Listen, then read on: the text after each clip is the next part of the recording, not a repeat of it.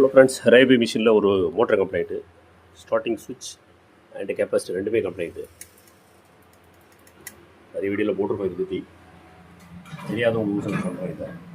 இது வரைக்கும் இவ்வளோ மோசமாக அழுக்கு சார் அளவுக்கு வச்சுருக்காதீங்க. ஜஸ்ட் ஒன்றும் இல்லை, நம்ம ஏர் கம்ப்ரஸில் வரக்கூடிய ப்ளோ ஏர் டியூப் எடுத்து இந்த மோட்டருக்குள்ளே கொஞ்சம் இந்த வெண்டிலேஷன் ஓட்ஸில் பண்ணாலே ஜஸ்ட் அதிகமாக லோட் ஆகாது. பண்ணும்போது சீக்கிரம் காயிலெலாம் வீக் ஆகிடும். ஆயில் ஹீட் ஆகும், உள்ள அந்த தெர்மல் இன்சுலேஷன் எல்லாம் வீக் ஆகிடும். நாளாக காயில் ஏற்றி தேவையில்லாத ஒரு செலவு. அது வரைக்கும் அந்த ப்ளோ ஏர் டியூப் வரும். இந்த டியூப் வச்சு அதை லைட்டாக ஃபுல்லாக க்ளீன் பண்ணிடலாம். இதை main motor same problem. Main motor starting மோட்டரும் இது actually as it is D2 railway motor இருக்குது. இது பார்த்தீங்கன்னா தெரியும் உங்களுக்கு. யூனிவர்சல் மோட்டார் அமடா அண்ட் ஏப்டர் ரெண்டுலேயுமே வரும். 110 220 எதுவுமே ட்ரைவ் பண்ணலாம். இதுக்குரிய ஸ்டார்டிங் கெப்பாசிட்டி நம்ம பார்த்தா மாட்டோம்.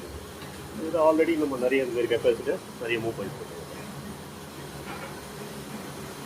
Okay friends, just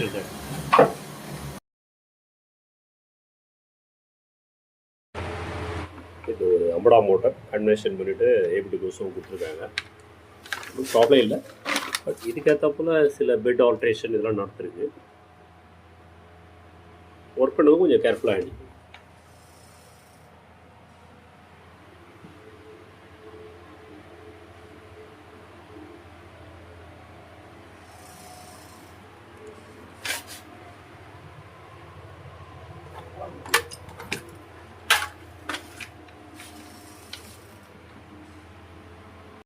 hi friends, motor ரெண்டு செக்ஷன் ரெடி பண்ணியாச்சு. ஏர் மோட்டரும் மெயின் மோட்டரும் both are capacity fault, water சுற்றி ஃபால்ட்டு.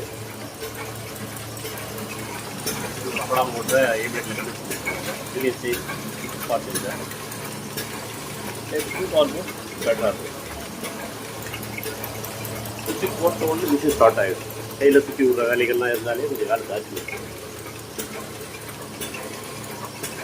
ஹீட்டெல்லாம் ஒன்றும் இல்லை, நார்மலாக இருக்குது சார்.